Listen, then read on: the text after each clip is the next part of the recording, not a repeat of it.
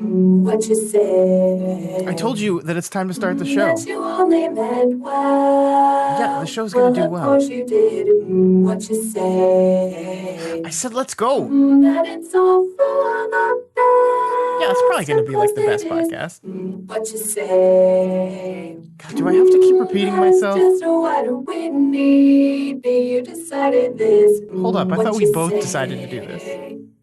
What did she say? I said let's start the show. Hey everyone, welcome to What You Say, an OC podcast. My name is Elise Daly, And I am Scott Daly. and together We're the Dailies. This is the podcast where each and every week my wife Elise and I go through the hit 2000s teen drama, The OC, episode by episode. This week on the show we are covering two episodes, Season 3, Episode 16, The Road Warrior, and Season 3, Episode 17, The Journey. But before we get into this episode, we're going to talk about the best part of this of our podcast episode, Which is? the Rosies and the Thornies. It's us. It's the best part.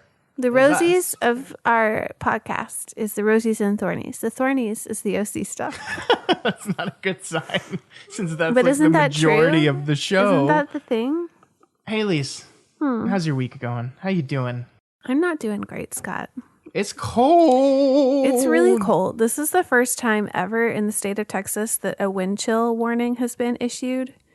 And it's also the coldest it has been in a century. Yeah. Yay for us. We're alive during it. And we're alive right now, which is good. But So much for global warming, and I right.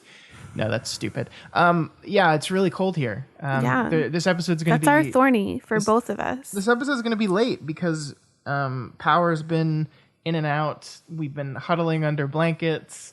We've gotten very lucky, comparatively, actually. Yeah. Our power has not gone off near as much as other people. In fact, as we sit here recording this on a Tuesday morning, my sister is on her way to our house because her power has been out for 24 hours. And it's like 40 degrees in her house. And it's not great, babe. It's not great. It's not good.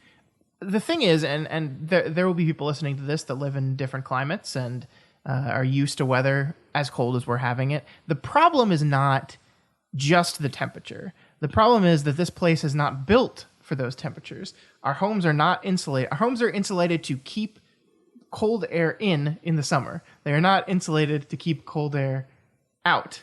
Our heating systems, many heaters in this part of the country are electric-based heaters. We are lucky to have a gas-based heating system in this new house we bought, but most places are electric-based heating, and so if the power goes out, there's no heat at all. Mm-hmm.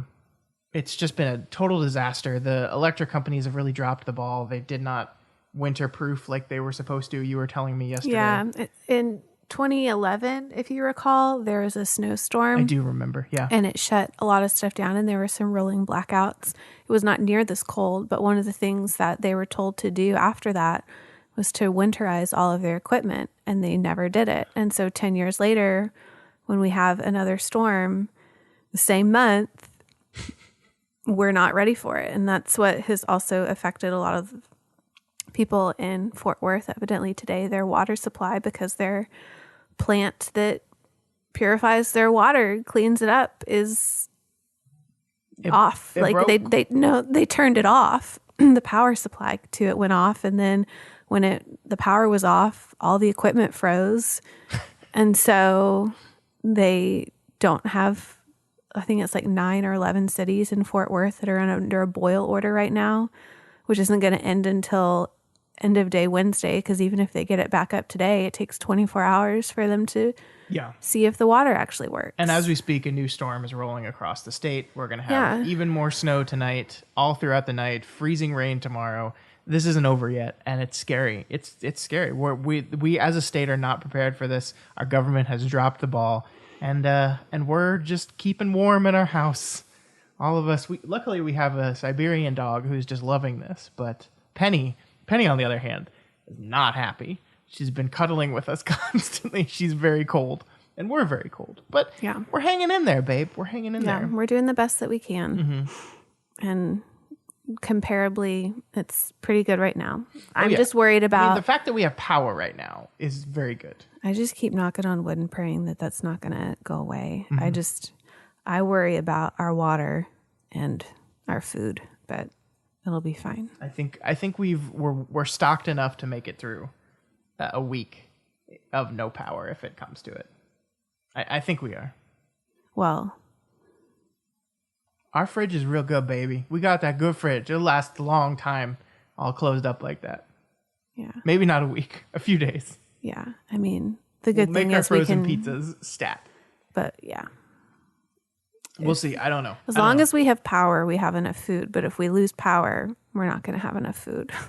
Well, I think we'll be all right. We've So. got cans. Like this isn't the apocalypse, babe. We'll be okay. I'm just worried. We'll be okay. Yeah. But yeah, I mean, I think that's both of our thorns. It's cold. It's everything's bad right now. It's real bad. Yeah. It's not great. People are gonna die. People. Yeah. We're very lucky, but other people out there are not so lucky. I was reading, a friend of mine on Twitter was in an apartment complex that lost power for 24 hours, and someone in the complex lit a fire to keep warm. The apartment complex caught on fire and burned down, and so they had to rush off to like a gym somewhere, like a disaster. It's And COVID's still happening, so. Yeah, I You mean, that's the can't whole just, thing. The pandemic is still going on in the middle of all this. I mean, it's just this, my sister and her wife are coming over, and I think COVID wise we're fine, but that's still a consideration as people need to leave. First of all, they can't leave their place because the roads are all frozen over because we don't have enough plows and we don't have enough salt and equipment for any of this. Even though we didn't have enough equipment and stuff for any of this back when it happened 9 years ago, and we're back in the same place because nobody learns from their mistakes. But my sister is going to brave the roads to get here. And then, we've got COVID worries, and it's a whole big thing. Gosh. Yeah. What a time to be alive. Yeah. What a time. But there's some good stuff that happened out of this. There's snow on the ground, right? Yeah. About 4 inches of it. We've never had this much snow in Texas. No. In my memory, at least. It's crazy. And more's coming tonight, as we said. So the dogs have been enjoying playing in the snow. Well, Penny, Ghost has. Penny's slipped and fallen multiple times. but also times. Penny found a birdsicle. Yeah, she was eating on the dead bird this morning. And then it made her throw up. That was dumb, Penny. Penny heard her name called and is now coming to investigate what we're doing. It's okay, Penny. She wants in her mama's lap, but there's a baby in there. Yeah. Not a born fetus, baby. A fetus. Yes, thank you. Yeah. Just thought we'd preface that. So is that your rose? Just that there's snow? Snow. My rose is that there's snow. Yes, I like the snow. I don't like the terrible things that have come with the snow. No. But the snow is nice. And you were lucky enough that you got off on President's Day, so there was not a day to cancel, and you're home again today, and I think you're going to be home again tomorrow. So For the foreseeable future. we are very lucky that the thing about snow that sucks is when you have to go out in it. But so far we don't have to go out in it, so we just get to enjoy the fact that there's snow. Mm-hmm.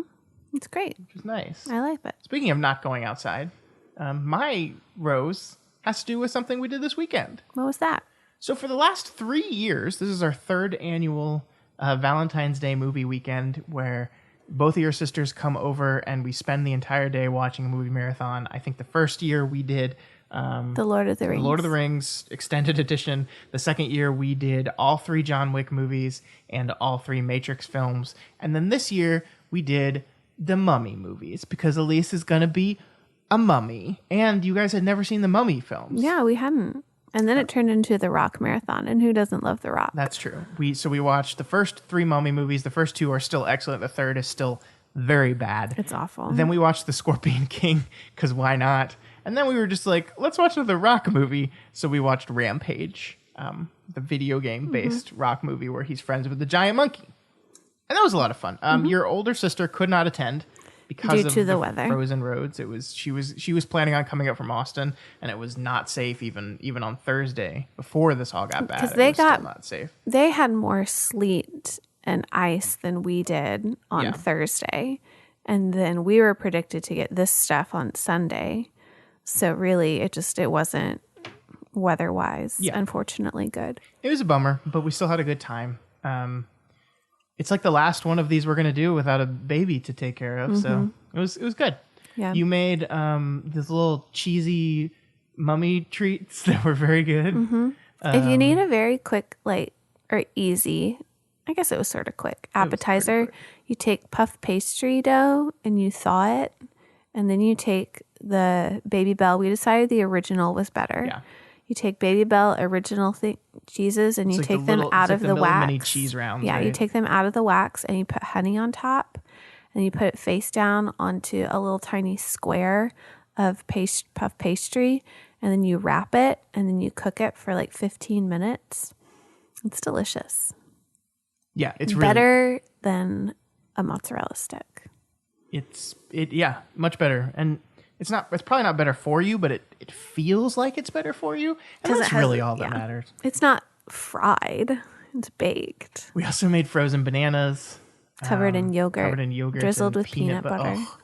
Oh, that was good. Those are, I guess they were supposed to be mummies. With chocolate mummy eyes. Chocolate mummy eyes. Sure, babe. They're actually Halloween themed. So you're supposed to take the banana and you're supposed to cut both of the ends off and leave like a little bit in the middle that has two straight edges and then put them on popsicle sticks so you get ghosts and mummies out of it. Oh, we didn't do that. But we didn't do the ghosts. We just made them mummies. It was delicious, though. It was delicious. It was a good weekend. I don't know what we're going to do next year. We'll need someone to take the kid, or I guess we can just have the kid there. It'll be fine. He'll be almost a year old at this point next year. Wow, that's crazy. 11 months old. Wow. But yeah, movie weekend. It was fun. It's crazy that our movie weekend last year was Matrix and John Wick. And John Wick 4 and Matrix 4 are both coming out this year. Yeah. I don't know when, though. Originally they were going to come out on the same day, but that was before COVID messed up all the movie stuff. So I don't know when those two movies are coming out anymore. Are either of them Warner Brothers? I think the Matrix is just going to come on HBO Max, I think. Bummer. It's a bummer. At least that means we'll get to watch it. Yeah, that's true. That's very true. Is that all we want to talk about, Rosies and Thornies? That's all I got. Move on before I freeze because I'm getting cold. You should wear your house shoes right now. I'm wearing nice thick socks, babe. I'm fine. All right, let's talk. You know what else helps you stay warm? What's that? Being pregnant. Oh, Last night, I'm like under a blanket on the couch. It's like 50 degrees in our house, and I'm shivering. And Elise is like, I'm hot. You've got a baby making oven, like just going full blast. I'm not going to lie. Its 8th month. There were a couple times last night where I woke up and I had to throw the covers off of That's me. crazy to me. Because I was so hot. Our heat is working, but we're keeping it low to conserve energy. Yeah. And because it's gonna, God, our electric and our gas bill next month are gonna be our water insane. Oh yeah, because of all the dripping faucets. Oh my God. Yeah. It's okay. It's only money. Who needs money, right? We do. We're about to have a kid. Yeah, that's true. Hey, Elise, let's stop talking about this disaster and talk about a couple episodes of this disaster that is the third season of the OC. Okay. Well, The Road Warrior is the 16th episode in season 3 of the OC. It was written by Mike Kelly and directed by, excuse me. Oh my gosh. First you burp on Mike and then you big old yawn. I didn't burp this week. You did. I did? Yes. I don't Mid-sentence remember. you go, no. I don't remember that. It was written by Mike Kelly and directed by Michael Fresco. The Journey is the 17th episode of season 3 of the OC, written by John Stevens and directed by Roxanne Dawson, who is a new female director. One of, I think, 3 women that directed episodes of the show. Yeah, way to go. The original air dates were March 9th and 16th. So looks like the OC took a midwinter break. Yeah, last week, the episode came out mid-February, and now suddenly we're in March. So maybe that's why they were joking about the midwinter break so much, because they took their own. I don't know. All right, so let's talk about the first episode first. Let's talk about the Road Warrior. In the Road Warrior, Summer asks Julie and Kirsten via their matchmaking company to find a woman for her father. However, the pesky Taylor discovers Julie and Dr. Roberts having dinner, and she naturally tells Summer and Seth, who learn about the romantic attraction between Julie and Summer's father. Wow, that was a sentence. Meanwhile, Ryan goes on a road trip to help Sadie find her trouble-ridden Uncle Jack, Johnny's father, to collect some late child support payments. Marissa is yet again involved in another police investigation involving Johnny's death, and she and Ryan break up, leading to Volcek to make moves on her. Also, Matt continues dating Maya in order to influence her father to give more funding for their hospital, while Kirsten begins to think Sandy is being corrupted by his business deals with Matt over Maya. Wow, those were some quite sentences. the summary, wasn't it? Yeah, it was a big summary. But Elise, what did you think about our first episode this week, The Road Warrior? What'd you think of it? You know, neither of these episodes really did much for me. I'm just going to be honest in that. And I think it's really strange, too, the whole Matt and Marissa relationship. And I know that we're also going to touch on this in the journey, but Matt just always is like that weird side character that's lurking in the background that's there and just makes these weird comments. And they're usually when Marissa's in the room. And I just find that very strange. Yeah, for a hot minute there, I thought they were trying to set up a Matt and Marissa relationship, which, I mean, he's substantially older than her. She's 17 going on 18. He's got to be in his mid-20s, right? Yeah. He's young, but young for an adult, not a child. Yeah. And I mean, I also agree. It's sad to see Sandy kind of go by the wayside. He's being lured into what Caleb's business was. Yeah, we have a lot to say about that here in a bit. But I mean, yeah, I guess that's the Road Warrior. Yeah, I mean, I agree with you much. generally about both of these episodes where they just didn't do a lot for me at all. I found myself kind of bored while watching them, to be honest, which doesn't happen that often on this show. Even when I don't like episodes, I'm not usually just bored.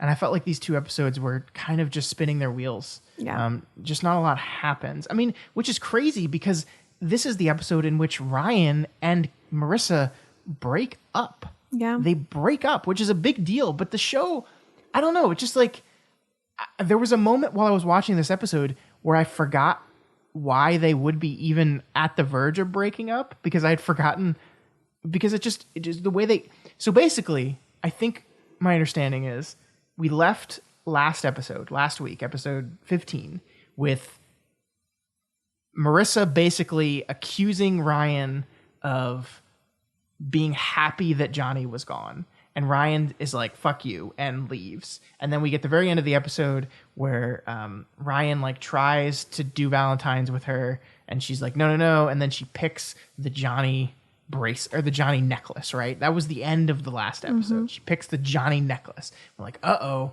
And then this one, they're just not speaking to each other. It doesn't seem like they've gotten to the point where breakup's on the table, but then in the end of the episode, Ryan just calls her and is like, yeah, we need to break up. It's not about Johnny. It's not about my brother. It's just not working. And like, am I wrong in that it's definitely about both of those things? It's 100% about those things. Like, of course it is. That's what led to the issues. And of course, the fact that he's found this new girl, Sadie. I just felt that breakup was really weirdly handled.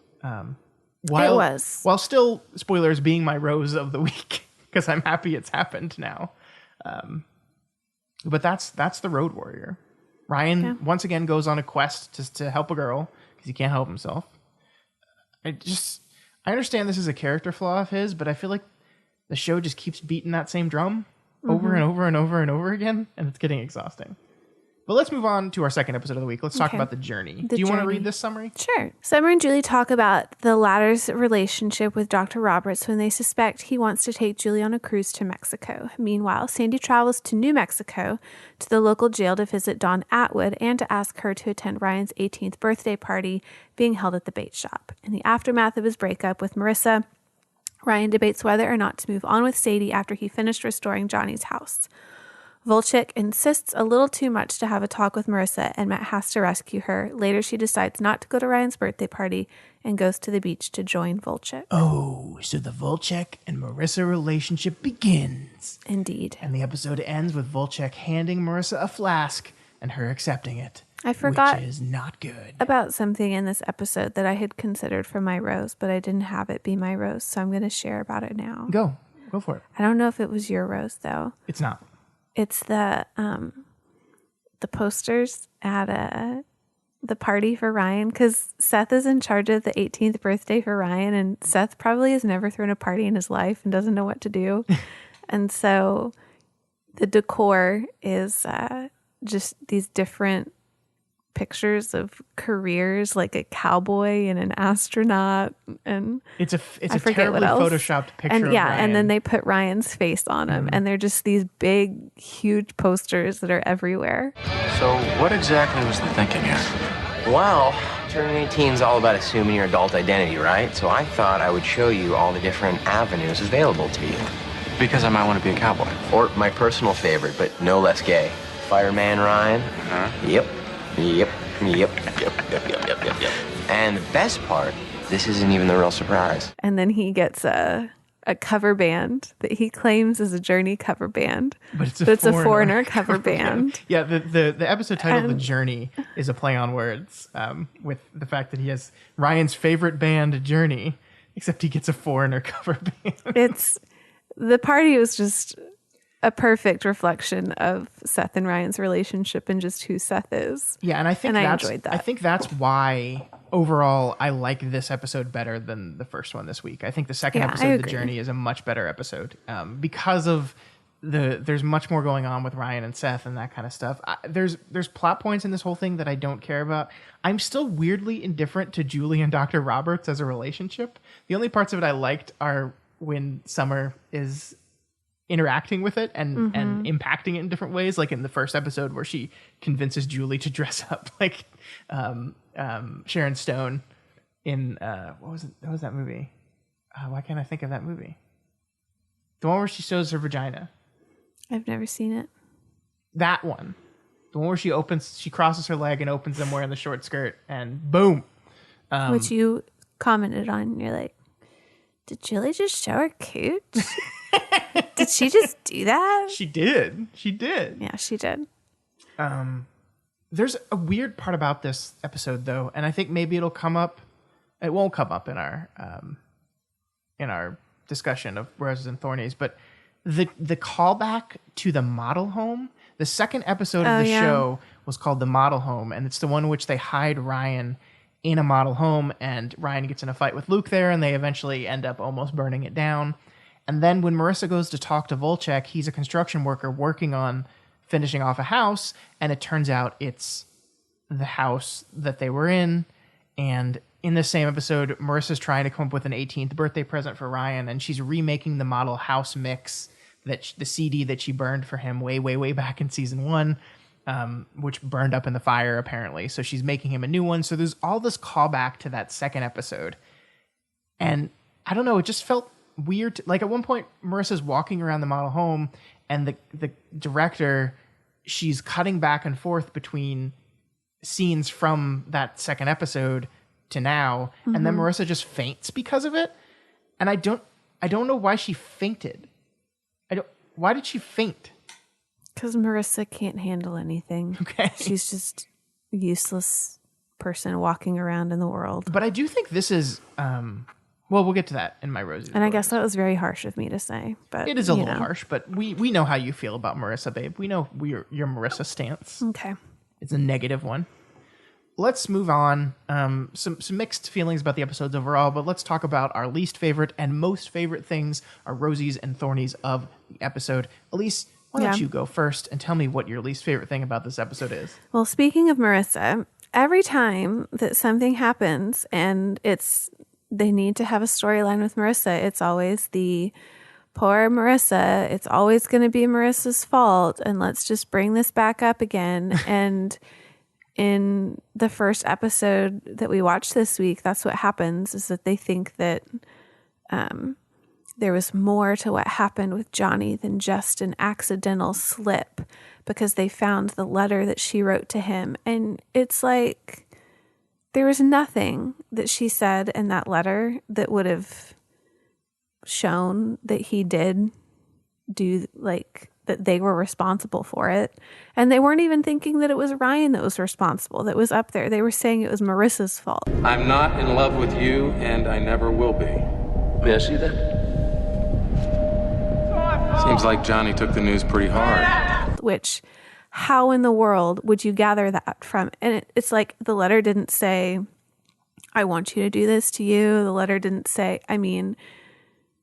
she wrote him a letter and he got upset about it. Yeah.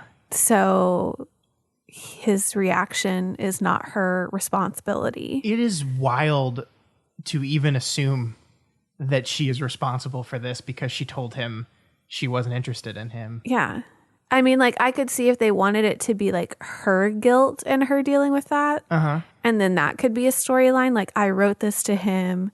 He slipped. It's my fault. Like, that is more believable than the cops are coming in and saying this is your fault. And she's saying, no, it's not. Yeah, we found this letter. I mean, it starts because of the letter. We found this letter that you wrote to him and they're like, oh, so did anything happen the day he fell? Maybe you broke his heart? And it's so, like, I think maybe a different kind of show, and I'm not accusing the show of failing to be this. I don't think it wants to be this. But a different show actually, like, explores the fascinating choice that is, just as something that I think does happen, that oftentimes, like, if someone flips out and the reason they flipped out is because they had a negative reaction to a woman telling them no, that's it's a true thing that tends to happen sometimes, tragically, and it's something that society does. And if the show was really interested in exploring that, I think it could have been really... I mean, that's just... The show doesn't get that deep. No. And it doesn't need to. But it just kind of threw this in as just like another way of making Marissa feel guilty. I think it is, just as you said, it is a manifestation. It is a literalization of the guilt that Marissa already feels. And the only way they can think of to make her feel more guilty about it is by having her have to explain herself to the authorities. But the thing is even with those like flashbacks and however they do it so dramatically, she never even takes ownership of like, I did this. She's like, no, this wouldn't have been a reason. And so it's just like, it doesn't make sense to me. Like, I understand that they maybe want us to have thought that she had responsibility for it, but I felt like they did that enough with Caitlin feeling like that with the last episode. And honestly, like, yeah, Caitlin probably feels more responsible than Marissa would because she was there the whole time and she's, the one that brought the drink. So, like... I think a better thing to do, you're absolutely right, a better thing to do would have the cops come to her and just be like, look, we've closed our investigation. We've ruled this just a freak accident. You shouldn't feel responsible for this at all. We found the letter. You shouldn't feel responsible. Like, have the authorities attempt to tell Marissa that, hey, this isn't your fault. And have her be unable to accept that. Yeah. I think would have been a better version of what we're doing here. But no, you're right. She's just kind of like, no, it's not my fault. No, like, which of course it's not. We know it's not. That's the logical thing to say. But Marissa is starting to spiral. It is very clear to me now at the end of this second episode when she takes this flask from Volcek that she's going to get in a relationship with this guy and it is going to be a destructive, damaging relationship. The thing that I've been waiting for Marissa to go through for the past 1.5 years, seems like it's finally going to happen. So a good setup for that, a better setup for that would have been, as you said, actually have her unable to separate her responsibility from it, despite the fact that obviously this is not your fault. But they did almost the exact opposite. It's very interesting. Yeah, I agree. That's my thorn. What was yours, Scott? Evil fucking Sandy, babe. I know. Evil fucking Sandy. I know. So the one thing that I think the first episode does really well, as much as Matt is a not great kind of background character, his relationship with this woman, Kara, as we said, played by the woman, Maya. Wow. Where did Kara come from? I don't know. Is that the actress's name? No. I was thrown for a loop. I was like, who's Kara? Did you mean Maya? I did. I don't know. She's the actress from Firefly. Yeah. Who maybe it's just because I love her so much, but her name is Marina Baccarin. She's from Brazil. I didn't know that. Cool. She looks semi-exotic. What? Hold on. What? So we've just learned that Marina Baccarin, who plays Maya in the OC and also plays what is she? Inara, that's her name. She plays Inara in Firefly. Oh, that's why you probably said Kara or Cara. Yeah. We've just learned that she is currently, since 2017, married to Ben McKenzie, who plays Ryan Atwood on the show. That's a small world, huh? I guess they probably met on the set. Huh? How old is Ben McKenzie? So she's 41. He's 42. So he's playing a teenager. And he's older than her, and she's playing the adult. Oh mid my to late gosh, 20s executive. Yeah. This is crazy. Oh, he went to SFA. Oh, I didn't know that. Yeah, is he from? He's from Texas. What part of Texas is he from? Austin, I guess. He went to. Oh yeah, no, he is. He's from Austin. Born in Austin. Born in Austin. Who knew, Benny boy? So Ryan and Maya, this was a whole... Why are you not offering aid to your struggling Texas right now? Come on. This was a whole thing, a whole rabbit hole we went down. But the important part is, I think the Matt Maya thing is really interesting. And I think you can tell that they're really into each other. And Sandy in this episode is just like, nah, fuck that. I don't care. I want my hospital. And he goes full Caleb. Yeah, he does. And the worst part is, so he has Matt set up a dinner between the four of them, where his whole goal in the dinner is to pressure her about reading the proposal for the hospital, right? And you can tell by the end of it that Kirsten isn't cool with this, Matt isn't cool with this, Maya is really hurt because she feels used, and Sandy is like blissfully ignorant, right? And then they win, they get the proposal, and then Maya immediately breaks up with Matt. That was Matt. Maya loved the proposal, said she's going to give it to her father in the morning. Congratulations. And then she broke up with him. I guess she's moving back to New York. Well, they've known each other for years. They could have had a real future together. Well, aren't you taking this matchmaking business a little too seriously? She's moving because she wants to. You've done a complete 180.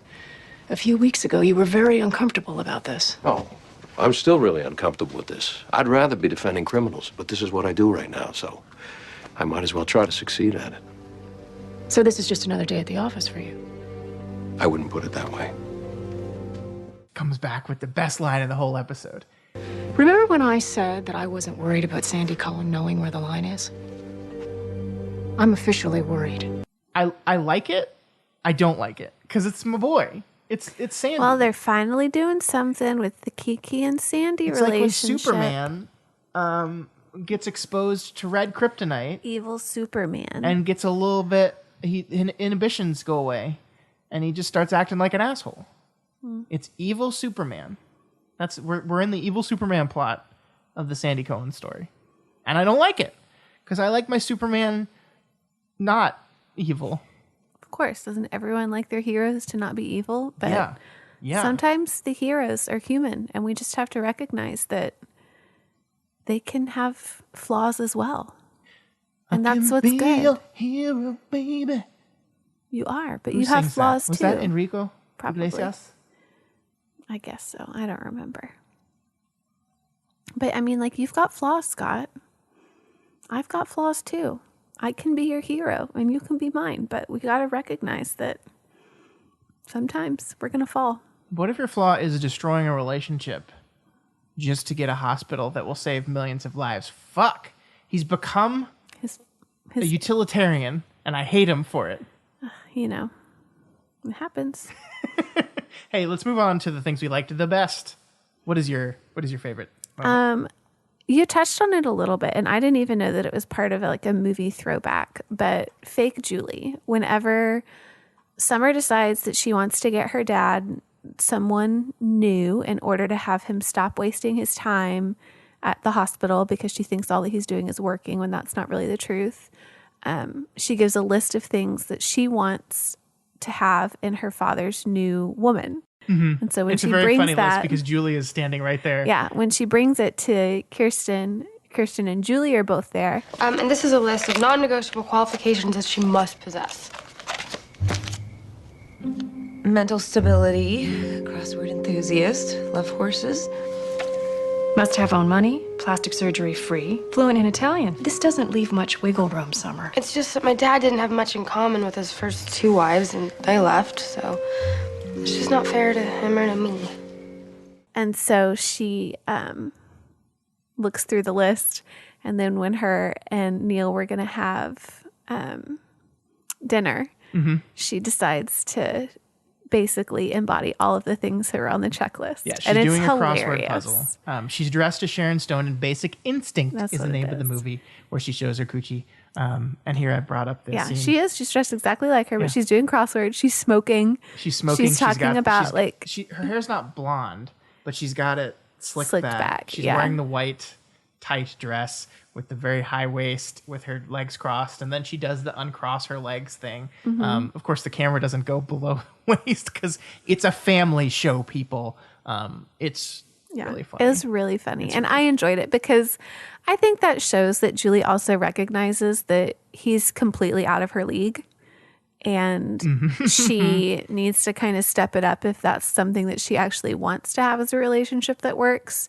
And that Summer's someone who really respects her dad and wants something that's the best for him.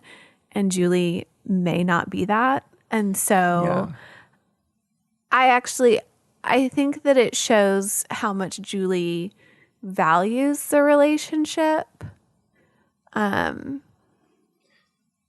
I mean, you could also argue that she's just trying to, do it to be it. Yeah. Being the perfect person so she'll get the money. But I don't think that's her goal right now. No. And she seems to have approached it from a different way, especially because but they started their relationship when she was at her low and he recognized that she was at her low in the trailer park. So, I have a question about this relationship, and maybe we should save this for relationship status. You can because ask it. I kind of want to. Whatever. Well, how are you feeling about their relationship right now? Because, like, I think the show wants us to be a little unsure about it. I mean, like in this episode, there's this whole big mix-up where Julie thinks that she's being asked to go on a overnight cruise vacation with Dr. Roberts. We learned that actually he bought those tickets months and months ago as a last-ditch effort to save his marriage with his now ex-wife. He was going to re-propose to her there. He had this whole big elaborate plan, and Summer finds the tickets, assumes they're for Julie, assumes that he's going to propose to Julie and how terrible of an idea that is, tells Julie about it. Julie gets all excited, tells Dr. Roberts about it, and he just kind of goes with it. And he's like, yeah, it was definitely for you the whole time. And then the episode ends with him taking an engagement ring out and putting it in his bag as they go on the vacation. I don't feel good about this relationship right now. And I don't think we're supposed to, because I think there's some reticence on Dr. Roberts' part, even as he pulls an engagement ring out. He didn't want to go on this vacation with her. He didn't want to take the relationship to this level quite yet.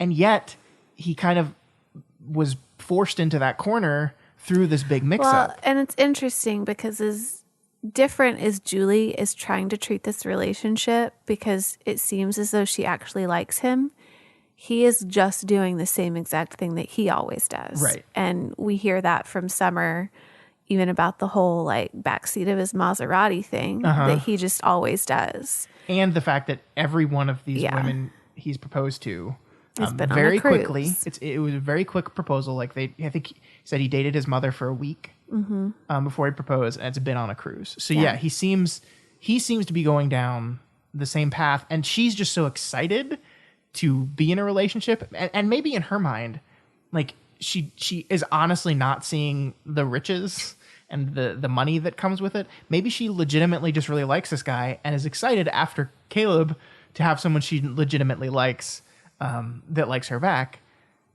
I feel like we're heading towards disaster with this thing. Yeah. Okay, so you agree with me on that? Yeah. That's what the show is saying right now? Okay. Yeah. Okay. What's your rose, though? My rose It's also about a relationship. My rose here is that Ryan and Marissa have broken up. Finally, they are broken up. We said it last week. I think my thorn last week was just break up. And so my rose this week is they did. They listened to me and they broke up. Thank goodness, Elise. Thank God that they've broken up now. And here's what I like. Here's what I like that the show has done. And the reason this is my rose. We already talked about how the breakup itself didn't feel set up or good. that I thought in that episode, The Road Warrior, it was kind of very abrupt and weird that the breakup happened. And first of all, Ryan, my buddy, don't break up with a girl on a phone call. Not when you've been dating on and off for 3 years. Like, give her an in person. Let her throw some water in your face or something. But what I really like about this is we move into the next episode. We move into the journey. And there's this moment where everyone around our two characters, including themselves, is kind of assuming that they're just going to get back together again. Because that's what they've done, right? Like, Summer walks up to her and is like, oh, so you've been taking long walks, thinking about getting back together with Ryan? And Ryan he himself, when people ask him, he's saying, look, I'm not saying we're not going to get back together, but I don't want to think about it right now. So there's this real feeling to counter to the whole Julie and Dr. Roberts just repeating the same mistakes over and over again. There's a real feeling in this episode that those two are just going to do that same thing. They're going to repeat over and over again. And as much as I don't like the allusions back to the model home episode, it just feels really out of nowhere and weird.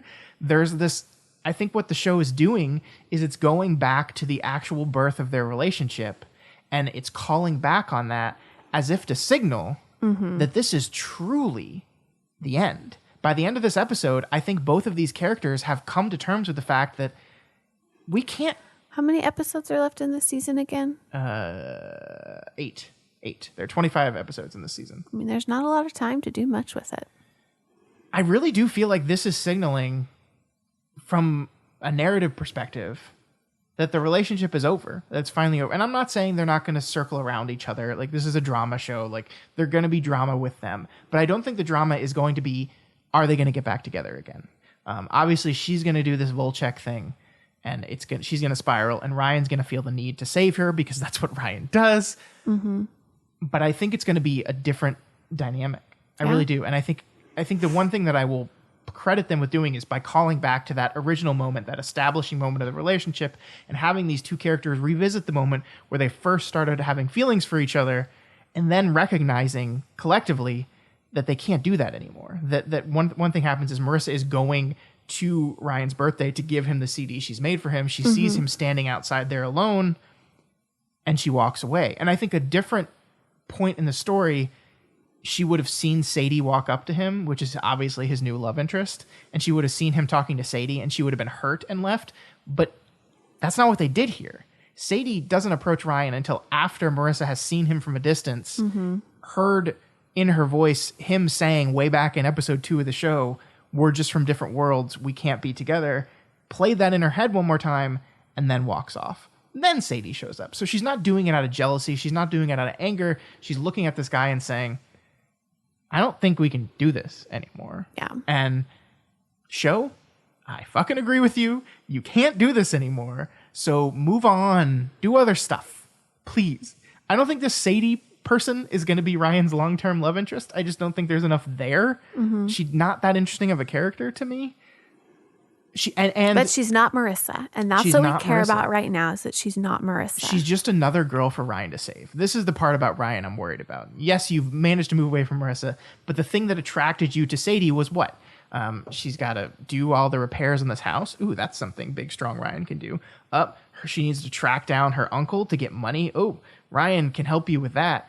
Ryan just needs women to save, and the saving always has to be easy. It has to be physical things he can do. It's never emotional support that he needs, which is why he ditches Marissa whenever the saving there cannot be immediate and physical, and moves on to someone else. I'm just still caught on the whole, he's playing the high schooler, but he's older than Maya. I can't get away from it. It's still in my head. It's fine though.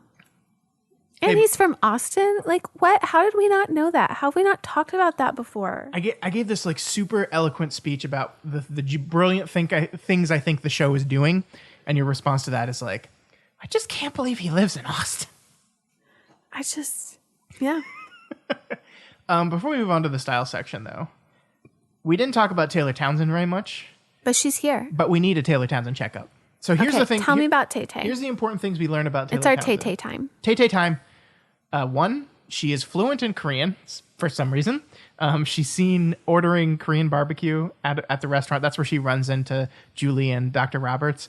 and she's speaking fluent Korean to the guy at the front desk, and also like chastising her mother for not understanding Korean, which is just hilarious. She again, her film knowledge is very deep. Like when Basic Instinct 90s noir type of thing. Like she's super into films still. She's the best character on the show, Elise. You love her. She's the best character on the show. And I'm so glad you love her. At one point, Summer calls her Teabag, which is the best nickname ever. Not super nice, but it's not nice at all. Okay. But it's really, really great. And she's not in the second episode at all, which is a bummer. Which means she didn't get invited to Ryan's 18th birthday. That's pretty fucked up, Seth. Yeah. But moving into style section, I think that transfers nicely into something I wanted to say about Taylor. So will you do the segue music, please? Come on, Scott. Tell me about the style of the OC. Hey, hey, hey. Come on, Scott. Tell me about the style of these 2 episodes. Yeah. Beautiful. Beautiful. Babe. I want to talk about Taylor Townsend's style. Because at the very beginning of the show, Taylor Townsend had a very distinct style, and that we call that Argyle. Argyle everywhere. Argyle on Argyle. An Argyle shirt with an Argyle sweater tied around the neck, laying over top of it, with an Argyle skirt, or even better, socks, 3/4 capris. And she's they're so bad. So I want to talk about her style, though. I think they've changed it up a little bit here. In the first episode, she's wearing this pretty decent looking top, no Argyle in sight. No, she is wearing capris with it, which is not great, but stylish. But there's some growth there. There's no Argyle. In the second episode, she's not in it very much, but she's wearing a skirt. Her and Summer are skirt to skirt, and they both look equally stylish. So I think, as we saw with Summer Roberts, there's care and consideration going into her wardrobe. Once a character moves away from being a caricature, like Summer was in season 1 and like Taylor was at the beginning of season 3, and moves into actually being a character, suddenly the wardrobe department is like, oh, well, let's pay attention to them and have them put on shirts in Summer's case, or have them remove Argyle in Taylor Townsend's case.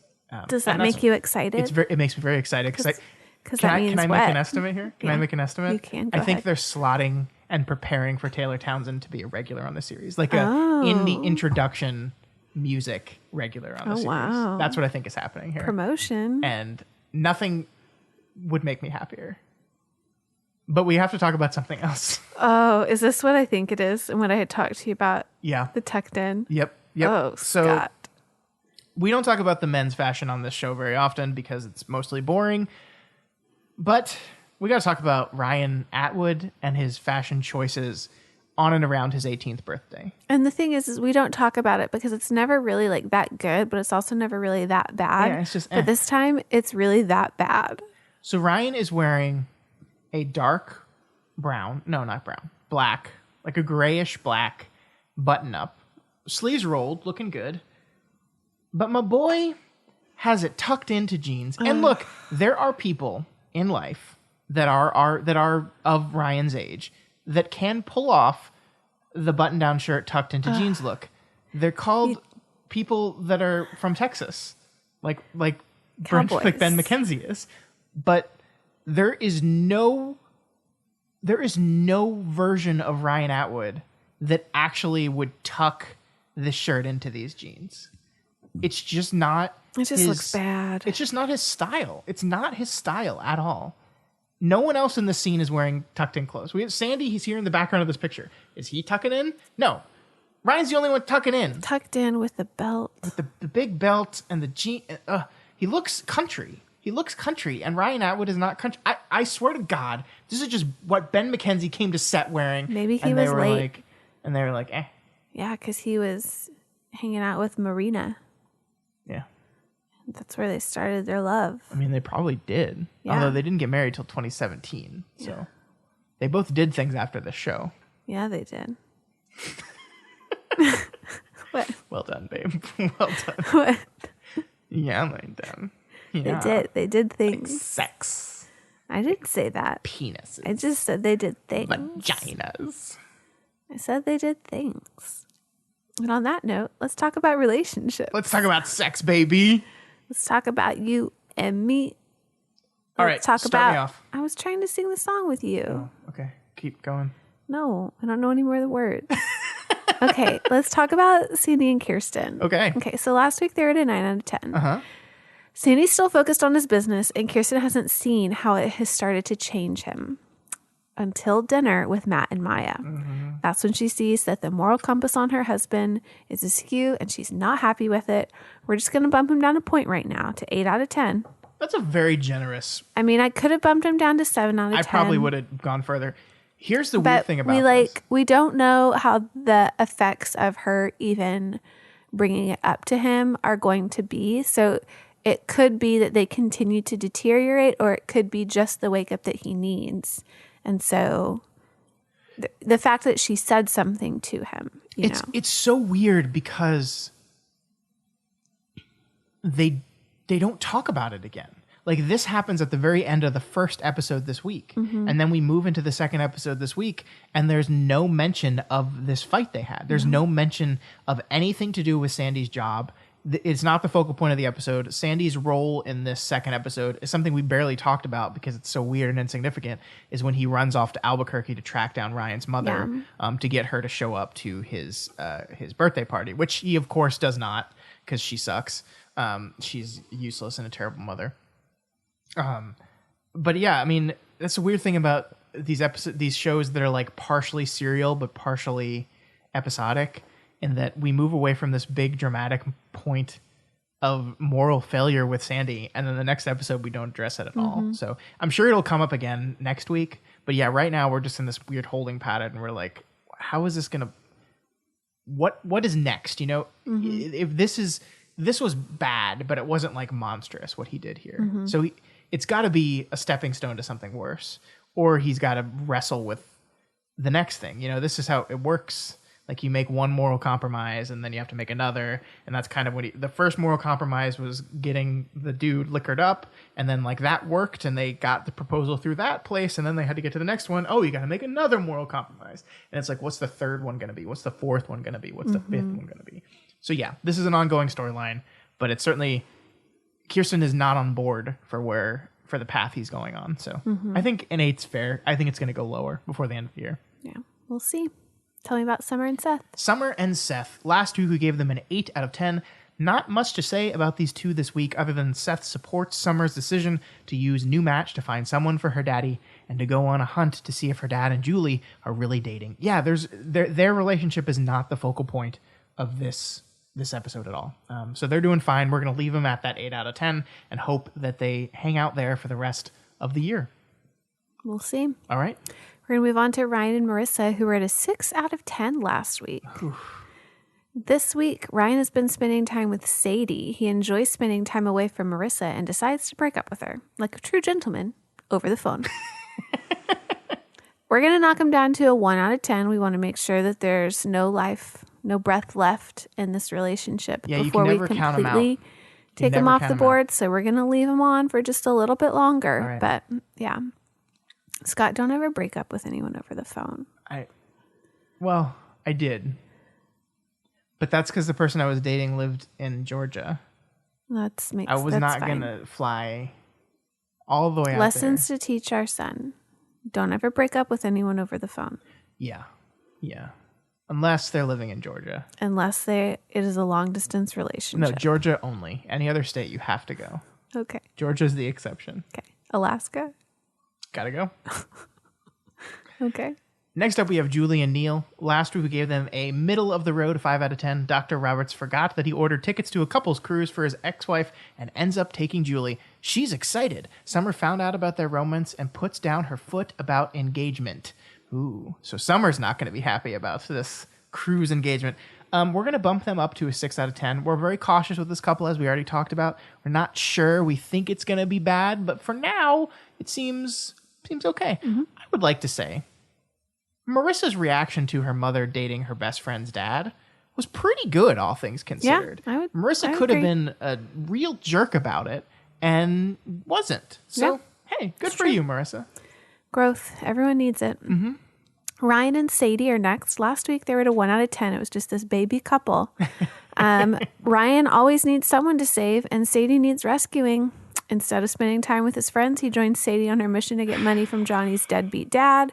He invites her to the birthday party and all that we've already mentioned. So we're going to bump them up all the way to a 4 out of 10. They do some strip poker. They do. do. The huge. Classic Ryan. Yeah. Have not done the deed, though, yet, we can assume. No, not yet. Won't get the sex bump quite yet. But a 4 out of 10 seems fair. Okay. Last and certainly least, we have Marissa and Volcek, who are our new couple alert. Both are outcasts who need someone to pity them and support their bad decisions. What a perfect couple. And we give them what they deserve. 1 for each of them, a 2 out of 10. It's true. Can't wait. Yep. Their love shall blossom. I've just realized we never put Matt and Maya on this list. And that makes me a little sad for them. But there we go. Matt and Maya, over. Yeah. Maya's moving back to New York. Well, we also, dating. Like, every single one of these relationships is with someone who's a title character. That's true. So if we're going to justify it that way, at least we've got it. I can't wait till Taylor Townsend appears on this list. Did you notice, like, where Summer is like, if you're back on the Seth thing again, Taylor, and Taylor's like, no, that is over. It's so funny. And Seth's just standing there like, hey, what the fuck? She seems disgusted by the fact that even was a thing. Yeah. I love it. I love it. All right. So next week we have 2 episodes, 18 and 19, The Undertow and The Secrets and Lies. So what are you thinking, Scott? Well, that doesn't sound good. It's going to be a lot of problem there. Undertow, something that's going to be pulling you under. I think Volcek will serve as Marissa's undertow, if you will. I wonder. Usually these have double meanings. So is there actually... Is there... Sometimes they have just a stupidly literal one. So I'm wondering if someone's literally going to drown. We don't know, Scott. And then the secrets and lies could mean anything. Everyone in the show lies to everyone else on this show. So it could have to do with Sandy. It could do Marissa and her behavior that I'm assuming is going to spiral. So I don't know. It's exciting though. We're well into the back half of the season now. As we said, there's 8 episodes to go. So which means you and I have 4 weeks until we're done with this show because we're trying to finish up season 3 before the baby comes. So we've got 4 more weeks of season 3. And hope we can make it. I think we're going to make it. I think we'll do it, babe. I don't know. But that is all we have time for you this week. If you like this podcast, you can check it and all of our shows over at our website, doofmedia.com. We've got a new Doof and Chill this coming Friday, at least. That's for our $5 patrons and above. We're just going to hang out for a few hours, play Jackbox with our patrons. Just a time. Fun. Just people I get love to Jackbox. Yeah, you can join us if you want. They would love to see you. They love you. Maybe I'll join. Maybe I won't be seed, but I can join. Okay. It is late at night. You're going to be sleepies. But I don't know. This is going to be a pretty I think I week. don't have school the rest of the week. Yeah. I'm not going to lie. I really think that that's coming. So... Also, Kingslingers is wrapping up the final book in the series, and then we'll continue on from there. And the actual play show Pace is continuing with their 2nd episode. The 1st episode was very positively received, so we're very excited about that. Lots of good things happening at Doof Media. You can head on over to the website, check it out. There's a calendar there that'll show you when everything is released, including our bonus episodes, including all the fun stuff we're doing right now, like Doof and Chill and all that stuff. So head on over to doofmedia.com/calendar and check all that out. Sounds great. Also, how do they help if they want to pay for our electricity bill this month? Well, that's not really what we use the money for, but they can donate to Patreon over at patreon.com/doofmedia. That way they can support all of the podcasts that we do, and such as like the book club. That's where we get the financing in order for book club to happen, for all the special episodes that you guys have to watch all these movies for. So by contributing to that, you're helping to keep those alive, which is really fun. Yeah. So you can donate to Patreon at patreon.com. Yeah, and thank you to all of our current donors. We really do appreciate that. Yes. And if you happen to be listening via Apple Podcasts, we understand it's not the greatest time still for everyone to be giving, but what you can give us is a rating or review. So if you're on Apple Podcasts, just head on over there, drop us either of those, and we appreciate it. So thanks. And that's it. We'll see you folks next week. If you're living in America, stay warm. It's real cold out there. Yeah, it's hitting Northeast next. Stay warm, everyone, and we'll see you next week. Bye.